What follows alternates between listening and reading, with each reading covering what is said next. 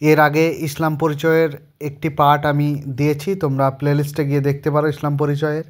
ঠিক আছে, এটা তার দ্বিতীয় পার্ট। আগের পার্টে কি দিয়েছি, কোরআন, ফিকা, আকায়েদ, এই যে তিন চারটে পার্ট আছে, হাদিস, এগুলো দিয়েছি। চলো আজকে আমরা দ্বিতীয় পার্ট ফারাইজটা শুরু করি। ঠিক আছে, তোমাদের পরীক্ষার জন্য খুবই ইম্পর্ট্যান্ট প্রশ্নগুলো আমি তুলে ধরেছি। তোমাদের শেষ মুহূর্তে যেসব প্রশ্নগুলো দরকার সেই সব প্রশ্নগুলোই আমি তুলে ধরেছি। ঠিক আছে, আর দ্বিতীয় কথা হচ্ছে এখান থেকে তোমরা আশা করি 100% কমন পেয়ে যাবে, এইটুকু বলে রাখতে পারি। ঠিক আছে, চলো ফারাইজ যেটা পার্ট 2তে আমি করেছি, ফারাইজ আর মনীষীদের যে জীবনী, সেগুলো আমি আলোচনা করি। তো প্রথমে যে ফারাইজ থেকে 8 নম্বর আসবে, দেখো যে 2 নম্বর প্রশ্ন, দেখো মৃতের ওয়ারিশ উত্তরাধিকার হওয়ার শর্ত 3টি, পাশে দেখো টিক চিহ্ন দিয়ে আছে। ঠিক আছে, ত্যক্ত সম্পত্তিতে মৃত ব্যক্তির প্রধান হক আছে 4টি। এইভাবে আমি কিছু করেছি। 5 নম্বরটা দেখো, কয় ধরনের মুসলিম শ্রেণীর উত্তরাধিকার রয়েছে, 10 ধরনের। 6 নম্বর দেখো আসাহাবুল ফরজ মোট কতজন, 12 জন। 7 নম্বর আসাহাবুল ফরজদের মধ্যে মোট পুরুষ কটা হবে, 4 জন, আর মহিলা হবে 8 জন। ঠিক আছে, ভীষণ ভীষণ ইম্পর্ট্যান্ট এই প্রশ্নগুলো, তোমরা গিয়ে অবশ্যই তোমরা পেপারে দেখতে পাবে। ঠিক আছে, এইটুকু মাথায় রাখো। আর তোমরা এই দুটো পেপার উত্তর সহ, মানে দুটো ভিডিও তোমরা যদি কমপ্লিট করে যাও, আশা করি আর কোনো দিকে তাকাতে হবে না। ঠিক আছে, এই দুটো ভিডিওর মধ্যে সব কিছু রয়েছে, সব কিছু। ঠিক আছে, এই দুটো ভিডিও ভালোভাবে যেসব প্রশ্নগুলো আমি দিয়েছি সেগুলো পড়ে যাও।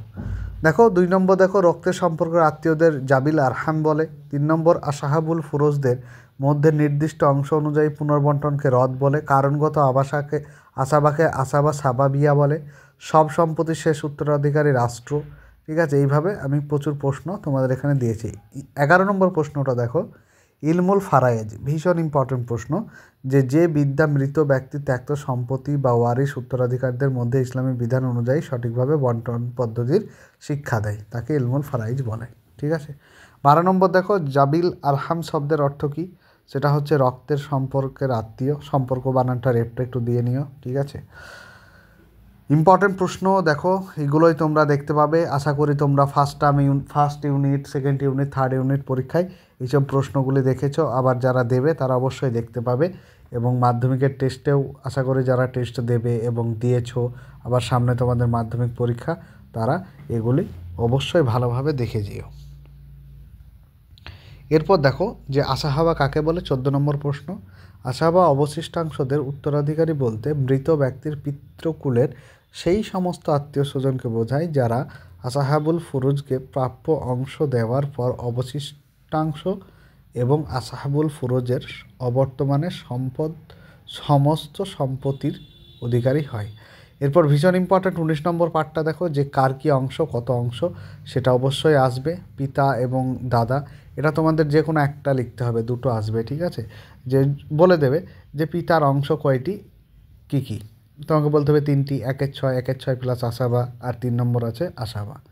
দাদার কি হবে, দাদারও ঠিক 4টে, 1-এর 6, 1-এর 6 প্লাস আসাবা, আর 3 নম্বর শুধু আসাবা, 4 নম্বর যদি বঞ্চিত হয় তবে। এখানে তোমাদের অঙ্কও আসে, অঙ্কগুলো অবশ্যই আমরা দেখব পরবর্তীতে। ঠিক আছে, চলো আগে এগুলো দেখে নিই। আর মাতার কটা ভাগ বলেছে, মাতারও 3টে ভাগ। কি কি রয়েছে দেখো, যে 1-এর 6 রয়েছে, 1-এর 3 রয়েছে, আর 3 নম্বর রয়েছে অবশিষ্টাংশ প্লাস অবশিষ্টাংশের 1-এর 3। এগুলো একটা আসবে, 2 নম্বরের আসবেই, তোমরা মিলিয়ে নিও পরীক্ষার খাতায়। ঠিক আছে, দেখো তার পরবর্তীতে দেখো যে কি বলেছে, এরপর স্বামীর বলেছে। ঠিক আছে, স্বামীর এটা দেখে নাও, আর এইসব পয়েন্টগুলি মানে কার কার আছে সেগুলো দেখে নাও। যে মৃত ব্যক্তির কোনো সন্তান না থাকলে 1-এর 6 পাবে। ঠিক আছে, 1-এর 3 কখন পাবে, যখন সন্ততি থাকবে না। 3 নম্বরটা মৃতের পিতা মাতা এবং স্বামী বা স্ত্রী বর্তমান থাকলে স্বামী স্ত্রীকে অংশ দেওয়ার পর অবশিষ্টাংশের 1/3 পাবে। ঠিক আছে, এটা মা। তাহলে মায়ের 3টে অংশ গেল, দাদার 4টে গেল, এবং পিতার 3 অবস্থা গেল। ঠিক আছে, এইগুলো তোমরা ভীষণভাবে মাথায় ঢুকিয়ে নাও। ঠিক আছে, এগুলো লিখতেও আসবে, এবং এইগুলো দিয়ে তোমাদেরকে অঙ্কও করতে হবে। ইসলাম পরিচয়ের যে অঙ্ক রয়েছে, সেই ইসলাম পরিচয়ের অঙ্ক আসবে। ঠিক আছে, চলো এরপর আমরা দেখি। এরপর আমরা কার সম্পত্তি দেখছি, যে হাফ কার সম্পত্তি আছে, যে কী রয়েছে দেখো, 1 নম্বর হাফ রয়েছে। হাফ টাকা মৃতার ব্যক্তির কোনো সন্তান সন্ততি যদি না থাকে, ঠিক আছে, তাহলে মৃতের কোনো সন্তান সন্ততি যদি না থাকে সেক্ষেত্রে আমরা অবশ্যই কী করব, হাফ পাবে। আর তারপরে 2 নম্বর দেখো 1/4, 1/4টা যদি মৃতা ব্যক্তির সন্তান সন্ততি থাকে, এটা কার ক্ষেত্রে, স্বামীর ক্ষেত্রে, ঠিক আছে। তাহলে স্বামীর আমরা কটা ভাগ পেলাম, স্বামীর আমরা অবশ্যই দেখলাম যে 2টো ভাগ, ঠিক আছে। এই 2টো ভাগ তোমরা মুখস্থ করে নিও। তাহলে মাতার 3টে ভাগ পেলাম এবং স্বামীর কটা পেলাম, স্বামীর 2টো পেলাম। আবারও বলছি 1/2 আর 1/4, ঠিক আছে। 1/2 কখন পাবে, যখন সন্তান সন্ততি থাকবে না। 1/4 কখন পাবে, যখন যদি সন্তান সন্ততি থাকে। স্ত্রীর দেখো, স্ত্রীরও দুটি আছে, একটা হাফ আছে আর একটা 1/4 আছে। হাফ কখন পাবে, যদি কোনো সন্তান সন্ততি না থাকে, আর 1/4 কখন পাবে, যদি সন্তান সন্ততি থাকে। কন্যার কটা আছে দেখো, কন্যারও 3টে রয়েছে। একটা হচ্ছে হাফ, মৃত ব্যক্তির কেবলমাত্র একজন কন্যা থাকলে, পুত্র যদি না থাকে। দ্বিতীয়ত 2/3 কখন থাকবে, একাধিক কন্যা থাকলে, পুত্র সন্তান যদি না থাকে, তাহলে সেক্ষেত্রে 2/3 পাবে, মানে 3 ভাগে 2 ভাগ পেয়ে যাবে কন্যা। আর আসাবা কখন পাবে, যদি পুত্রের সাথে কন্যা আসাবা রূপে গণ্য হবে ও পুত্রের অর্ধেক অংশ পাবে। তারপর দেখো পৌত্রী, তাহলে পৌত্রী কটা ভাগে পাবে, এটা অবশ্যই 4টে ভাগ তো পাচ্ছেই। হাফ কখন পাবে, যে মৃত ব্যক্তির কোনো সন্তান সন্ততি না থাকলে। এগুলো তোমরা আবারও রিভাইজ দাও, ঠিক আছে। আমি বলছি তার সাথে সাথে তোমরাও নিজে নিজে মুখে মুখে বলো, তাহলে রিভাইজ হয়ে যাবে, ঠিক আছে। পরীক্ষার হলে এগুলো তোমাদের ভীষণ ইম্পর্টেন্ট। যে পুত্রের 5টা 6টা দেখো, 6টা রয়েছে, কিন্তু সবচাইতে বেশি ইম্পর্টেন্ট আসে কোনটা, যে পিতা আসে, মাতা আসে, স্বামী আসে, স্ত্রী আসে, না হলে এই দাদা আসে। এই 4-5টা প্রশ্ন বারবার ঘুরে ফিরিয়ে দেয়। এগুলো তবুও তোমরা কী করবে, রিভাইজ দিয়ে নেবে, ঠিক আছে। এরপর দেখো সহোদর ভগ্নীর কটা অংশ, এটাও 5টা। হাফ পাবে কেবলমাত্র একজন ভগ্নী থাকলে, 2/3 পাবে একাধিক কন্যা থাকলে মিলিতভাবে। তারপর আসাবা পাবে যদি সহোদরা ভগ্নীর ভ্রাতার সাথে ভগ্নী আসাবা রূপে গণ্য হয়, ঠিক আছে। আর 5 বঞ্চিতা কখন, যদি মৃতের পুত্র বা পিতা বা দাদার বর্তমানে সহোদর ভগ্নী বঞ্চিতা হবে, মানে সে পাবে না। তারপর বৈপিত্র্যটা আছে দেখো। তারপর আছে কি, বৈমাতৃয় ভগ্নী আছে, এদেরও 5টা ভাগ। এগুলো খুব একটা ইম্পর্টেন্ট নয়, ঠিক আছে।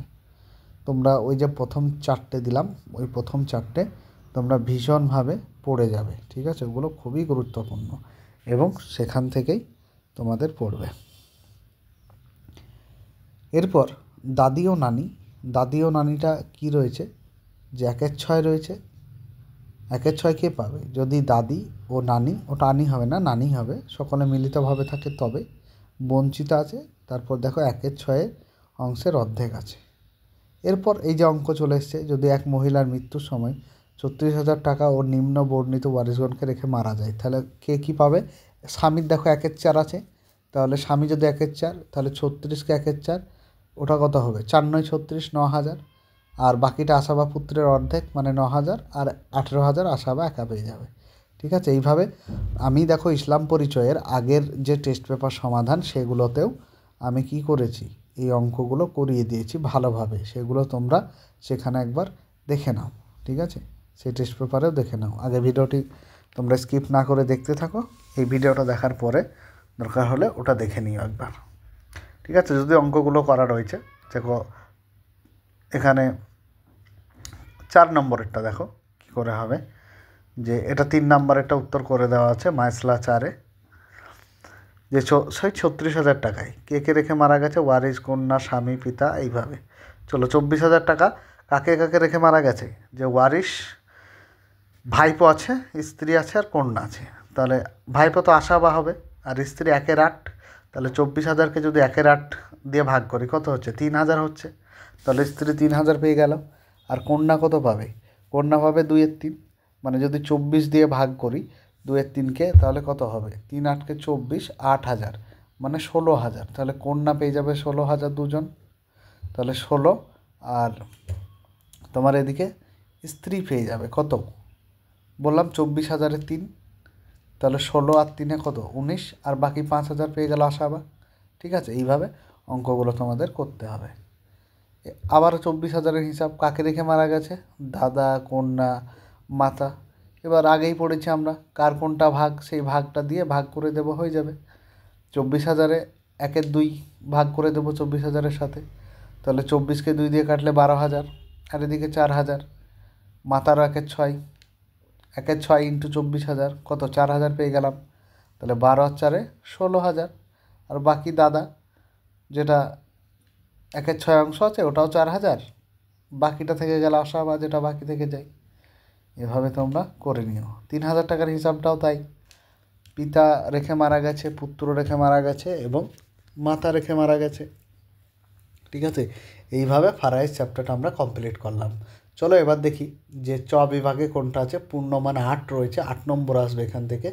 মুসলিম বুদ্ধিজীবীদের অবদান। যে মুসা ভ্রাতৃত্বদ্বয়ের পিতার নাম কি, দেখো 2 নম্বরে টিক দেওয়া রয়েছে, মুসা ইবনে শাকির।